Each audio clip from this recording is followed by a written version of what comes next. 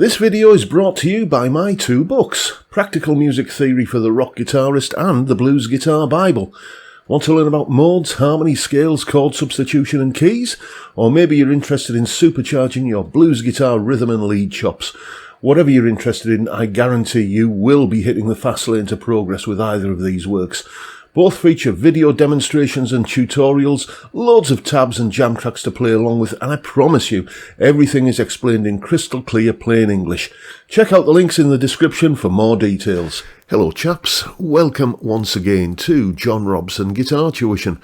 As always, I do hope you're well. Now then, a few weeks ago, I put a community post up on YouTube asking if you had any questions at all for the supremely talented James McHugh, who is the guy behind this organisation here, Agrajag Guitars. You must know about Agrajag Guitars by now. I've spoken about them so many times on the channel, and I've had a good working relationship with James for some time now. He's done some fantastic work on 3 of my guitars that are all well documented on this channel, and there were a lot of requests to get James on the channel. So with that in mind, as I say, I put out a community post asking for questions for James, and he very, very graciously responded, took time out of his busy schedule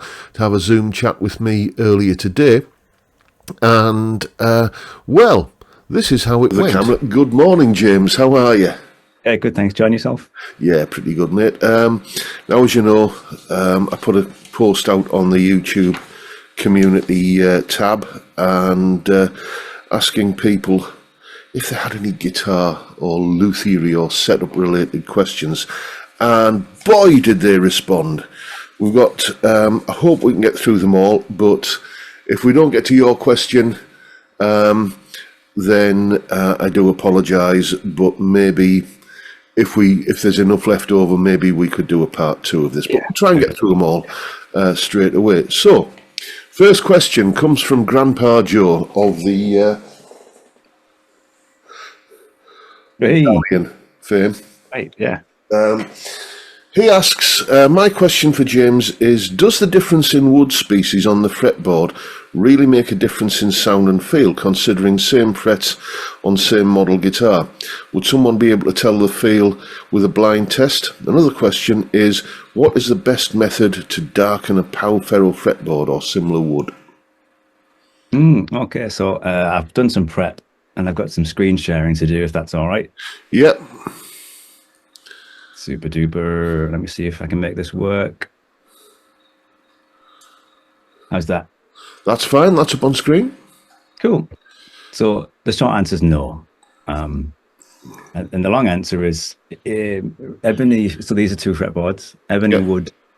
Like I've picked ebony and rosewood. They're 2 good examples. If you sit with an ebony fretboard guitar and it's not plugged in, it'll sound nice and bright.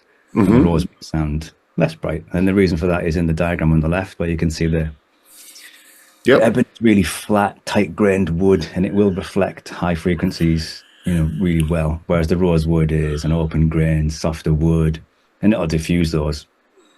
If you plug them both in, they'll sound the same. Excellent. Well, that's a clear answer. So, how about best way to darken a Pau Ferro fretboard?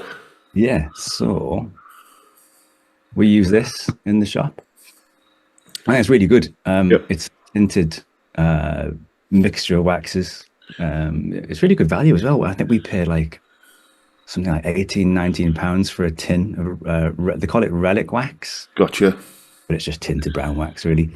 We use it on every fretboard as the last stage of a treatment. Apply it with a rag, rub it off, and then buff it really hard with another clean rag, and it makes it shiny and protected against kind of oils. You can really see the difference there before and after, can't you? Yeah, it does. It does make a huge difference. Sometimes you might need some oil as well. If you get some proper fretboard oil in, like the Music Nomad stuff is really good. It's all natural oils. Get loads of that in first, and then wax on top. Excellent. Right, so shall we crack on with another one then? Sure. Okay, this comes from Paul Cook. Well, it's at Paul Cook's Stuff. What's the weirdest thing a customer has asked you to do to their guitar? Well, we'll deal with that one first. The weirdest thing. These two sprung to mind straight away.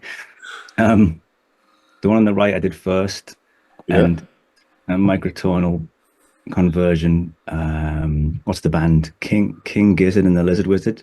Right. And they play microtonal. So every I forget why you choose these particular frets, but you see the guitar on the right, the left-handed Telecaster. Yeah. Certain frets, you add another fret into the middle. Okay. That gives you a quarter tone. Is that right, John? Yep. Then we come quarter tone. Tricky enough to play. And then more recently on the left, that Strat, a music student who sounded like he knew what he was doing, very clever, talented chap, wanted it doing to the entire fretboard. I mean, I'm not sure you can even play the notes towards the top end of that one. Yeah. It sort of brings to mind that Uli John Roth guitar where where there's some of the frets are a minor third apart up the top end of the neck. This is the opposite direction. Really? Yeah. Wow. Okay. Yeah, he's a wizard. Okay, so you find a magic genie in a lamp who grants you 3 wishes. What 3 things do you wish guitar makers would start doing or stop doing? That's not. Yeah, you can tell I used to be a physics teacher. I spent a while doing my PowerPoint. Number 1 has got to be the heel access truss rod. I mean, it's got to be. Yeah. Why? Fair enough. In the 50s, this is how this started. And this is how Fender started making them single access, single action truss rods in the heel.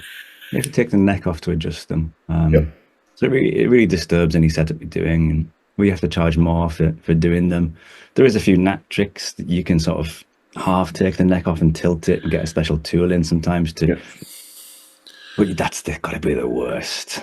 The radial might be one of the best. Yes, that it amazes me that it isn't just done like that on every guitar nowadays, apart from maybe some vintage reissues where it's got to look like it came out in the 50s. But yeah. So if you've got a vintage guitar that you love and you want, this is not too difficult to do. You can buy these radial wheels, and we can remove a little bit of material, screw the wheel in, and that's it. When you're away, you can convert these fairly easy. There's a lot of things you can do yourself as well at home with a chisel and some patience. Okay. And parental supervision. Yes. You must get to work on lots of brands and see a fair few problems. Are there any sleeper brands that consistently impress you with a build, etc., but seem unfashionable? And any that are inconsistent and you wouldn't buy yourself? I'll just stop you there because I've got 2 wishes left. Okay, sorry, yeah. Right. Sorry, I forgot about those. Just quickly then. Copying, imitation. So this is a brand that shall remain nameless. Harley Benton. They do some unique stuff, but the vast majority of it is Les Pauls and Strats. Yeah. And that's cool and everything. But I mean, surely it doesn't take much to sit and come up with a few unique things. Why not do your own thing rather than the same thing we've been looking at for 70 or 80 years now? Yeah. So just like this, like Aviator. Yep. A little bit of thought, and they've made something really, really stylish there. I'll come back to them a bit later. And the third thing is, and this is not fair on people who buy these guitars, it's the guitars that put in the cheap floating tremolos. So with the base plates that are made out of a zinc alloy rather than something like a hardened steel, and you just can't get the knife edges sharp. And as you use them, they won't recenter properly, and they'll finish in a different position. They won't stay in tune. Some brands do these quite well. Jet do their own floating 2-point Fender trem really well, actually. And a couple of Harley Bentons, but I've seen some like nearly £1,000 sterling John Petrucci models that come with Sterling's own proprietary floating trem, and they just want to stay in tune. It's just not fair on the people who buy them. Yeah. Yeah. Is that why I fell out of love very quickly with Floyd Roses in the early 90s, because I never played a good one. It's possible. It is possible. Yeah. Okay, so, Just ask the sleeper brands. yep. Yeah. So the one that sprung to mind was Yamaha. We never see a bad one. We see hundreds and hundreds of guitars, and these things are immense. So if like, and they're very reasonably priced. Like those Rev Stars there, 600 quid. They're a bargain. Great pickups, great fit and finish. And yeah, out of the box, they're usually okay to start playing. The Yamaha impresses quite a lot. It's pretty safe money. But ones that, this is a personal thing, and apologies to anybody that does own a Jackson. I've never played one that I liked. Really? There's always some sort of fundamental flaw with them. In my eyes, it's not something I'd ever part with money for. Okay. Why is that? What sort of fundamental flaws? Things like the last one I looked at, it has a Floyd, it had a proper Floyd system, and it worked great and everything. But they hadn't put the nut on in the center of the neck. It was like the locking nut was like off by a millimeter, so I had to re-drill the holes, remount it. It was not something you should be doing on an expensive instrument. So the Jackson have kind of routinely upset me over the years. But it may just be a me. It's most likely my problem rather than Jackson's problem. Are Jackson and Charvel still an item, or did they split off? Because I know Fender owns Charvel now. Yeah, that's a good question. They do, and Charvel are another good one. If that's safe money as well. All the Charvel I've played, the vast majority, always impress. Yeah, if you're looking for that kind of 80s, more modern Strat, they're just amazing. Charvels are excellent, yeah. I played a Guthrie Govan signature about a year ago. Dear me, that was a good guitar. Beautiful guitar. Yeah, don't doubt it, yeah. That'll have been I imagine. That was it was the cheaper Guthrie Govan. It was the MJ, the made in Japan one, without like that tremolo contraption in the back to hardtail it. But beautiful guitar, very versatile as well. Right, you seem to have the questions all queued up there, so I'll just let you scroll on to the next one.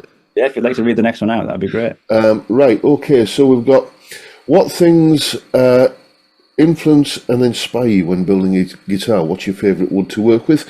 And do you think wood type affects the tone on electrics? This is a good question, and I think I've got quite a long answer for it. But we'll look at sort of my favourite builders first, maybe. Okay. Yeah, so on the picture on the screen here is Hufschmid. I think it's German. Patrick Hufschmid, especially the earlier stuff he used to do about 10, 15 years ago, like this, which looked like kind of aged, just very simple. They just look immense. The style and the wood choices and the staining to make them look kind of well used and well worn, they're immense. And then some other ones. I can try and share this screen again, a different one. So I've got these queued up with a web page. There we go. You can see that. Yep. Yeah. Some other brands that are worth having a look at is Aviator. Right. These things are just gorgeous and fairly unique as well in terms of design. Just scroll back up again. A bit more. Yeah, that on that one there in the middle, that control plate. Just the time they've taken on that. Yeah, that's somebody who cares about quality, isn't it? Yeah, these guys are immense. And there's one here. One of my favorites is on Henning's got. Yep. If you know this YouTube channel. Oh, Henning, yes. Yeah, he gives a little. He shows it off here for a short while. There you go. just a dead simple stained black ash with a pearloid pink binding. It's just unreal. It's a taste thing. I know it's a taste thing, but Well, I would rather have something that looked like that than something that was dripping in mother of gold plate, right. pearloid. You know, it's what I call a Liberace guitar. You know. So there's OD guitars as well. This is all my Deutsch from I want to say Israel, somewhere like that. It's in the Middle East somewhere, or is he in? I should look it up, shouldn't I, rather than guessing. Anyway, he's over there in the East, in the Middle East, and he's doing these amazing, usually all natural wood things with geometric cavities cut in them. Guitarist from Ginger plays one of these, and these are like really, really well thought out. And I should imagine you've got to have a healthy bank balance. They're not too bad. I think they start at about $3,500 US. Well, it's not cheap, but it's not. You know, if it's that or like, you know, a Murphy Lab something or other, then you know. Yeah. And the last one I thought I'd put in the top tier would be Hapas. Again, these are like very much a me taste thing. Yeah. All natural woods, simple design, clean lines, and sort of dark finishes. Very, very, very, very nice. And like not too bad. Like there's some they've usually got some for sale. €2,500 ish. Like not ridiculous for handmade instruments. Yeah, I mean, it's when people start charging that kind of money for something that rolled off a production line that you start scratching your head a little bit, isn't it? Not wrong.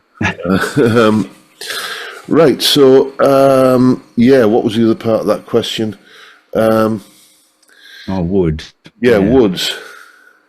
Maple wood is if you're going to start building a guitar, get some maple and get some Meranti or mahogany or sapele. Meranti, sapele, mahogany, all kind of the same thing. They're like dark brown, heavy density woods with a sort of medium grain. But the good thing about maple and mahogany is you're not going to get any surprises when you're planing the sides of your wood. You're not going to suddenly get a layer of grain which points the other way like you would with black limber or something, or flamed maples and nightmare as well. The grain runs in different ways and you can easily take chunks out of it with even a sharp hand plane. But with normal maple and regular old Meranti or sapele, these are great woods to start with. Okay. And the big question, does that affect the tone? All right. So you might remember I saw this video, yes. Watch it. I guess what I would say is that at no point in these 18 minutes does he play any of the different guitars and say, listen to this, it's got mahogany in it, and listen to this. He doesn't demonstrate the different sounds. So he's not presenting any evidence. He's just kind of doing a sort of pseudo-logical rant back at the comments he's had from the internet. But I think this comment sums it up best. Yep. And if you want, I'd watch this as a good kind of retort to all that. And if you don't know KDH, it's another good YouTube channel. Yeah, very, very big fan of Kaelin. Yeah, fantastic. Cool. Yeah, he's like investigative journalist for guitars. If you don't know him, well worth the watch. Yes, he had that famous spat with Rob Chapman a few years back, didn't he? Yeah. That's another brand I wouldn't go near. I've owned a couple. They're not very well balanced. They're a bit basic in terms of design and finish. I'd avoid Chapman for sure. Okay, right. Let's move on to the next one then. Before we get flamed in the comment section. Right. I know. I'm sure there's good Jacksons out there. I'm sure there's good Chapmans out there. It's just the ones that I've seen. Have not. I'm prepared to be wrong if someone can show me a good one. Right. How many string gauges can you go before you need the nut recut? If you're changing string gauge, personally, I would re-cut the nut. Right. Yeah. Otherwise, they're not going to sit in there properly. They're going to buzz, rattle, sound like a sitar, or bounce off the frets or something like that. I would do it every time. Okay. If you're gonna, what I would do is, if like I've got a guitar that's going to be in 11 to 56 for various drop tune and stuff, I would set the guitar up like that. Excuse me, and leave it. I wouldn't be changing strings all the time on it, Just have a guitar for that particular string set. What about if, like I had to do recently, in the last year or so, I had to go down a gauge from 10 to 46 to 9 to 42. Are there any steps you need to take if you're going in the opposite direction? I suppose you could just string it and see if you got any weird sounds. Okay. Play all the open strings and then play all fret 1 and then play all the open strings and see if there's a major difference. If you get any sitar-y sounds or it's buzzing, then you might need to take some action. Yeah. Because, I mean, in the past I've done the old folded up cigarette paper in the nut slot to stop that kind of thing happening, but it's not exactly a professional look, is it? It'll get you through a gig. Yeah. Got me through many. It got me through. Right. So this one comes from Anton. Do Agrajag do maple neck fretboard lacquer repair refinish? If so, how much would this cost in addition to stainless steel refret? Short answer is going to be about £300, and about 3 to 4 weeks, maybe. So you can't be in a rush. If you're in this sort of territory, you have to really love the guitar you've got. So if you're going to say put some stainless frets in, that's £300, then you're going to say like lacquer, it's probably going to be about 600-ish in total, depending on what it is and its current condition. Because when you lacquer things, you've got to not only strip the old finish on the whole neck, you then got to seal the wood again, and you've got to be so careful with it to make it nice and smooth before you put the nitro on. Otherwise it'll sink into the pockets. I think I know the guitar, because I know Anton. I think I know the guitar he's talking about here, and he's had it for decades. So I think it's pretty much a keeper at this point. Oh, okay. Yeah, can be done, but yeah, it's very, very time consuming and prepared to part with £500 or £600. Okay, so moving on, this one comes from Poke Around. Which adjustments and mods are best left to a luthier, and which should every guitarist learn to do for themselves? You can do them all. I don't have any special qualifications. I didn't go to luthier school. I learned everything as it came up, and I needed to do it. I'd watch a few videos, read a few things. 7string.org. About 10 years ago, 7string.org was a great resource. There was a bunch of us on there, amateur builders, sharing the stuff we'd done, solving each other's problems. It was brilliant. I'm not sure it's quite the same community as it once was. I haven't been on in a while. But it used to be great. You could post pictures of your problem, and people would say, "Oh, well, I would do this, that, and the other." And so you can do all of this stuff yourself with some patience. I think it's just a question of bravery, isn't it? It is. Another two ways of answering this question is: everyone should get one of these. Get a decent truss rod tool that fits your guitars. 4mm, the common size for most guitars. There's two other sizes as well.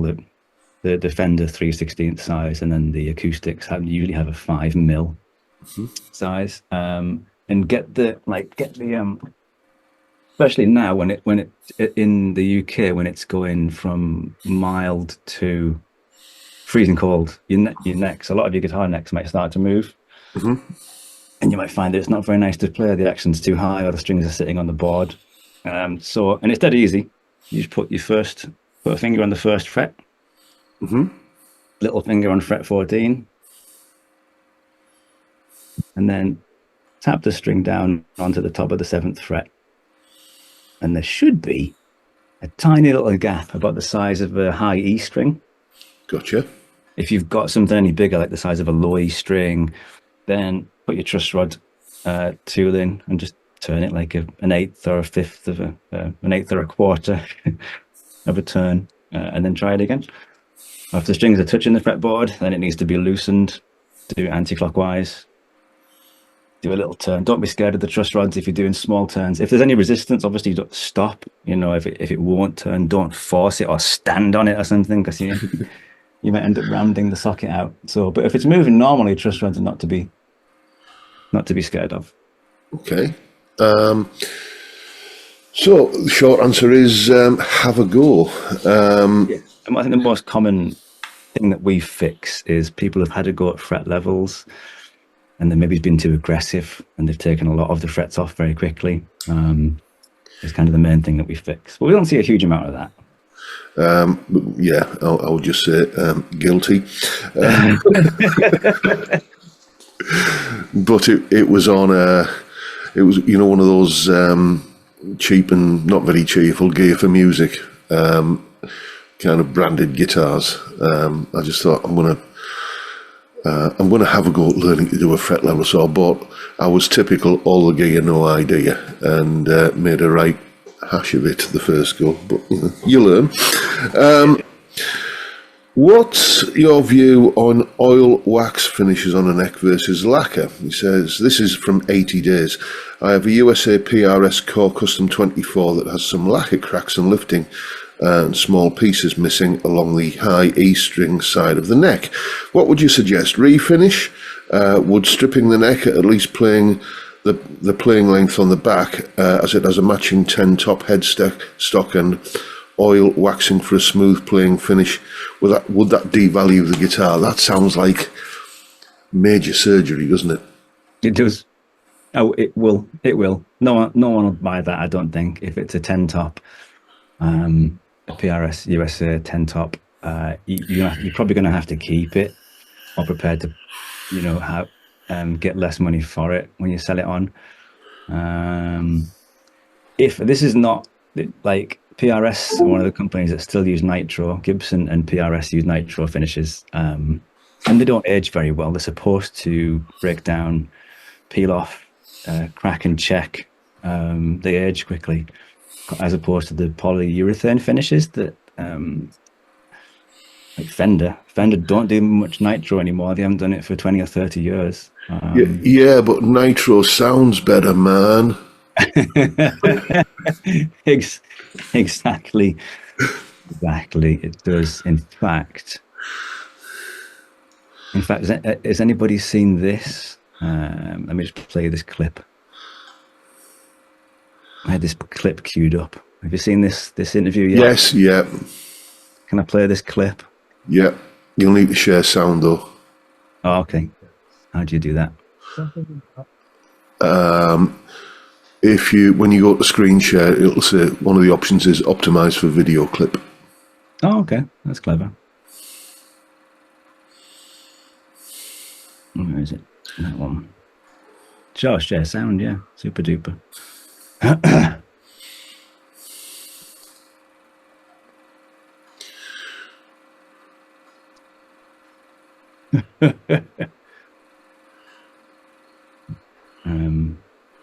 I may not have the technical expertise to do this. How's that? About that guitar. Does that work? Yep. It's just like, it's crazy. And also, I don't know if it's my imagination, but gold-plated parts, I mean, they have a sound to itself, I think. It might just, maybe it's my imagination. I mean, I love Kirk. He's amazing. But that gold-plated tailpiece makes all the difference, yes. Yeah, we had a good laugh at that, because we do say, and we all say it, so we all say ridiculous things about how things change the sounds, but I think that they do change it. These things can change your perception of the sound. I think if you're looking at a guitar and think, oh, this is just the best thing ever, you're going to be in a good mood, and the stuff you're playing is going to like almost, it's going to be like an invitation or something, like a pretend. I mean, my kind of tuppence worth on this is that if an electric guitar sounds acoustically loud, I find that a pleasant tactile experience as I'm playing, and that makes me play better, I think, and therefore I perceive that as the guitar sounding better because it's acoustically louder, but it's like a second order effect, I think. Yeah, Yeah, that's a good way of saying it. Yeah. Okay, this one comes from Fretwork Band 3204. I have a guitar with a heavy lacquer finish on the neck. It doesn't take long for my hand to make it sticky. Is there something I can do besides sanding it down? I prefer the thickness, just hate the stickiness. Yeah, good idea. To get some 0000 steel wool. I buy this by the kilogram. We use it for polishing frets, along with one of these things.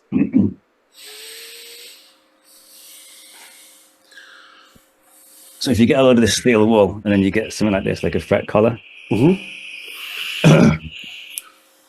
then you can use that to keep your frets nice and polished. You can also, if you tape off to some areas, just to keep it looking a bit neat. So if you put some tape across there, or like in a V shape or something, and then some tape across there as well, in any shape you like, and then just steel wool the whole thing. You'll take the top layer of the nitro off like barely anything.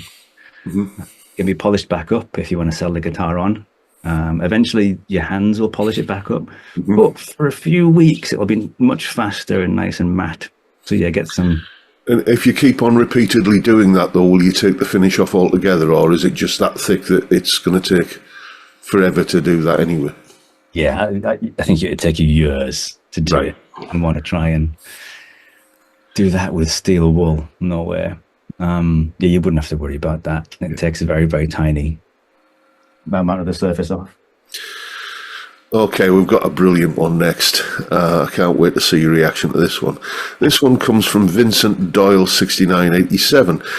If somebody wanted you to put a Floyd Rose on a 50s, 60s or 70s Gibson Les Paul, would you do it? Yeah.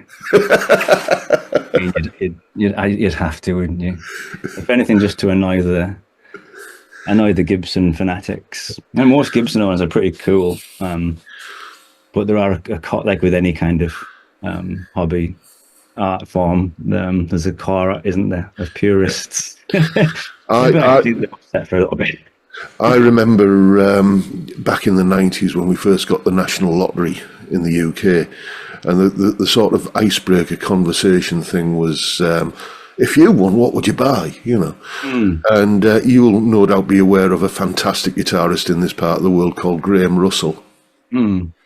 I was having a conversation with him back then, and he said, I'd buy a Paul Reed Smith Dragon, I'd paint it in red hammerite, and I'd chisel a Floyd Rose into it. Yeah. That's Graham, you know.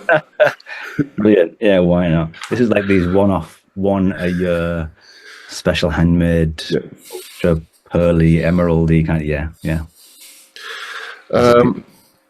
Okay, next one comes from Matthew Spencer 9497. I'd be interested to hear your views on zero frets. My Burns guitar has one, and the chap who set it up for me wasn't a fan. No, these are good. Yeah, surprised you don't see more, because this is like the 8th one I built or something, and it's got my, all the kind of woods that are like difficult to work with. But I decided to kind of put a zero fret in. Yeah. They're really good. So when you make it, when you get to the end, you just tape that one off and fret level the rest, and it works just like any of the other frets. Because if you think about it, if you're playing a chord like there, all the strings are pivoting from steel or from nickel, and from brass on the other end, it's metal at both pivots. Yep.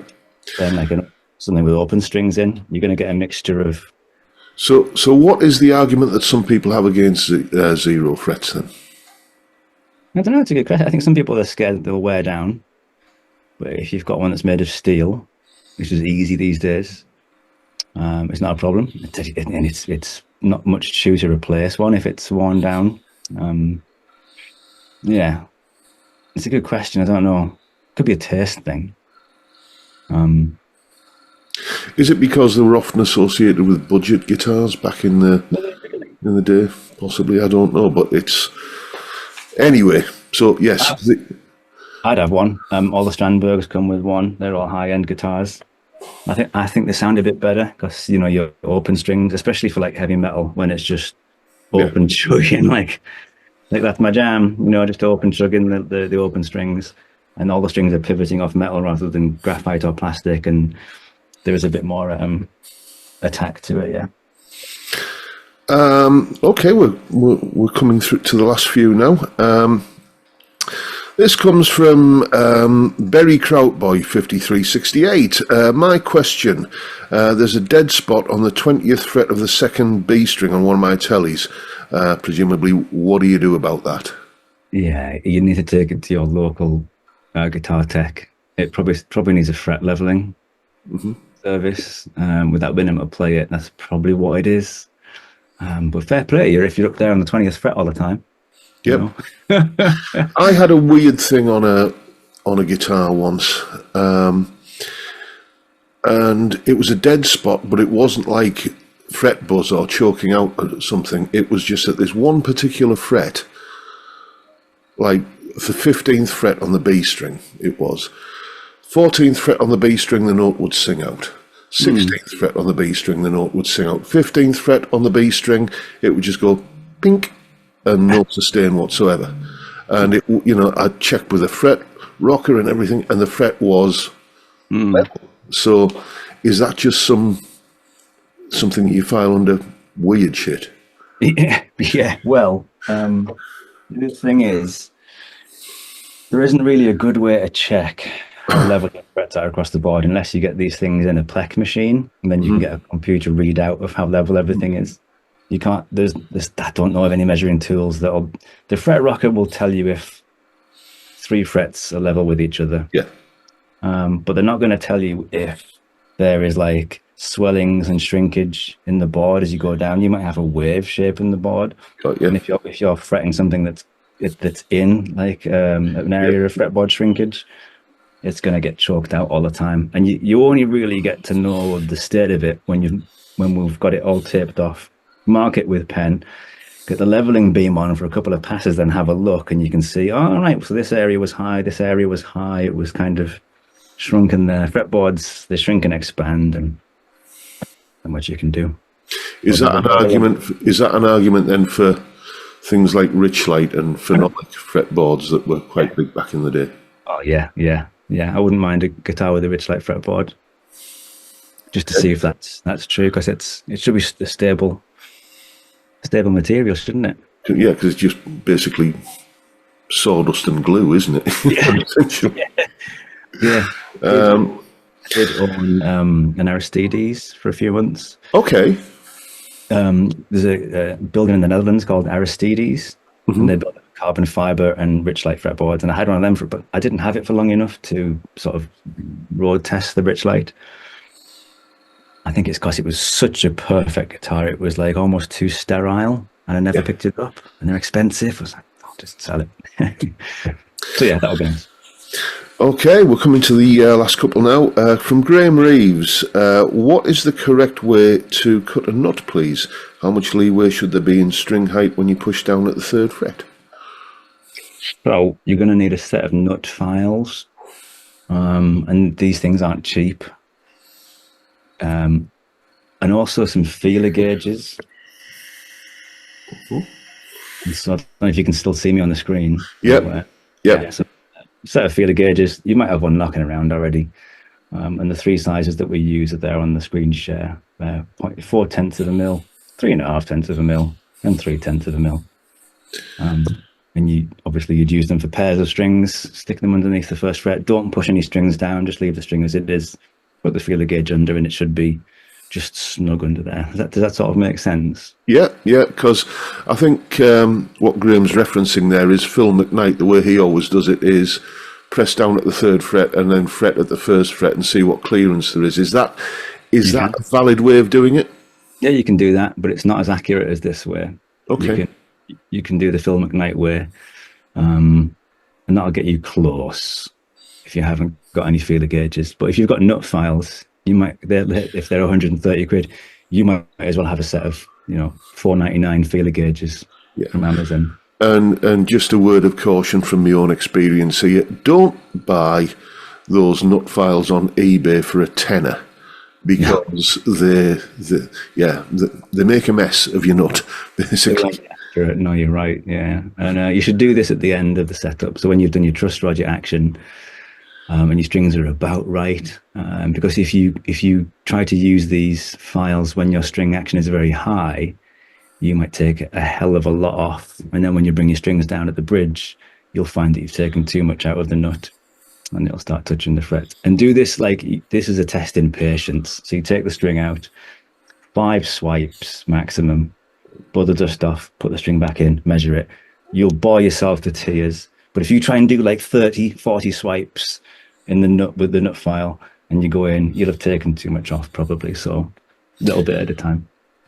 Excellent, great advice. Last couple now. Cal B and Rocco Cat, can a 12-inch radius fretboard be sanded to 9.5-inch radius? Yes, if you've got enough fretboard height left. So there's a 12. Yeah. And a 9.5. Gotcha. So there's a significant difference, and you might end up taking the best part of a millimetre or two off the edges of your fretboard as you go down in radius. Just check that you've got enough. So if you're playing one of these old Fenders, they've got these lovely thin fretboards, haven't they? Yeah. You might find that there's not enough there, but they're already 9.5, aren't they? But you know what I mean. Yeah.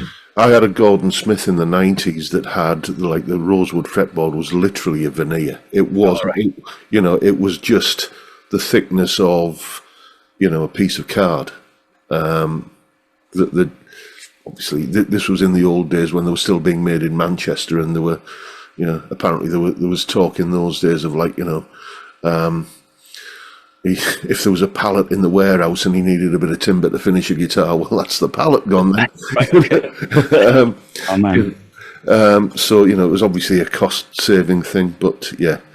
Last one, the best one, okay, and this references your company name. All right. What happens if I place an order under the name of Arthur Dent? Yeah. So, yeah, good question. Technically, I should attack you if you read the book. Yeah. Last incarnation of Agrajag was a mad, what Douglas Adams described as a mad fat bat who had to fight to get this last body to be reincarnated into. And was just fed up of being killed by Arthur Dent. But Arthur Dent obviously had no idea that he kept killing the same reincarnated being the entire 5 books. So I've spoiled it there at the end. So spoiler alert. Yep. If you haven't read Hitchhiker's books, and then of course, which Arthur Dent do you mean? The original Simon Jones? Well, I read the books after I watched the TV show in the late 70s, early 80s. So, I don't know. That guy on screen there is the one that I always think of as Arthur Dent, the one in the dressing gown. Yeah. Well, the one in the tartan dressing gown. Bilbo Baggins. Yeah. Is that who he is as well? Yeah. Yeah. In The Hobbit. Yeah, it's Martin Freeman, isn't it?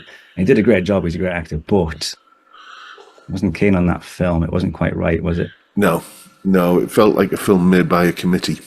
Yeah. That's a good way of putting it. Right, well, we got through them all, and hope that's been enlightening for my loyal viewer. Thank you, James, for taking time out of your busy day to come along and do this. It is very much appreciated. That was good fun. And, there may be another guitar coming your way next year at some point. Let's just say. Yeah, sounds good, dude. What have you got lined up? You see that telly on the back wall there? Oh, yeah. Yeah. Nashville telly. Right. Yeah, with the 3 pickups, yeah. Yeah, and, well, I'll just be asking for the usual, basically.